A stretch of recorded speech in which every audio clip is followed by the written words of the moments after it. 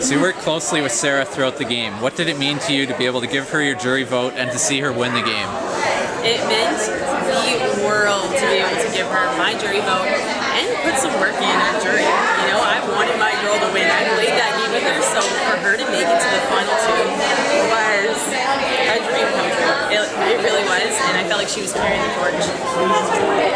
Who would you have voted for had Godfrey taken Ashley to the final two over Sarah? I would have voted for my man Godfrey. I think that his game was grossly underestimated, and you know, he played a phenomenal game. He was a target week 2 and made it to the final 2. Yeah. You gotta give it to the By guy. himself, too. Yeah. So there were some fans that felt that the twists this season were too much and helped keep yourself and Sarah in the game. How would you respond to that? I would respond with, the twists were very intense, I must admit, but at the end of the day, you need to know what to do with the twist. You can get a twist and it can completely go down the drain, but if you have the right strategy to use the twists, you can do great things with it. I think we used it to our advantage. I know they were a lot, but could have went a completely different direction. Yeah, for sure.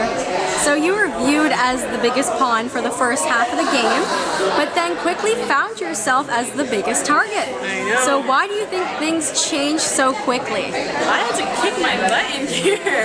You know, it was kind of an advantage, obviously, to be seen as a pawn. You know, you kind of skim by.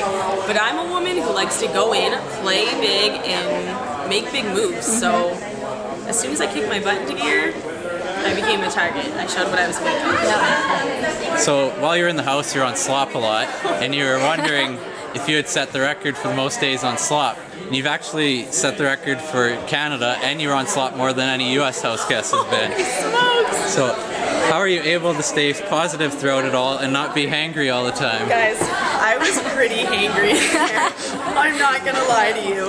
It was really hard. I remember second week on slop, I got to my last day and no one wanted to look me in the eye because I was so hangry. They thought I was gonna kill all of them. Thank God I had Sarah and all the house guests were so supportive. Bobby making Bob's slop bogs, cakes, you know, the cinnamon. So the cinnamon kept me positive. Yeah. Awesome. So what did you think about all the twists this season, and which one was the craziest? All of the twists this season were great for an underdog, you know, not so good for somebody who's sitting up top. You know, I thought it was amazing. It always kept us on our toes, and I love the twists. I'm a fan of the twists. Biggest one, you guys saw it. I'm sure you guys saw it.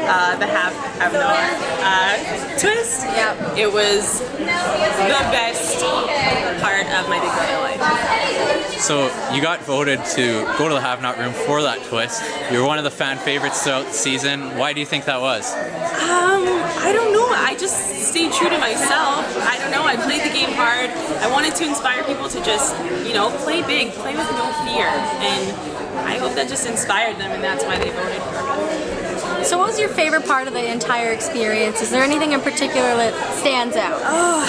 Honestly, I would just say not having a phone or internet. I know that sounds crazy because it's like we can't stay connected, we can't double check facts. It made it so fun to talk to people and be like, oh, what was that person's name from the movie? And like really just interact with people and like get back to the basics. My favorite part by far.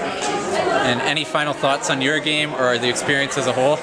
No regrets. Best thing I've ever done in my entire life, and I'm a changed woman. Awesome. Thank you. Thank you guys so much.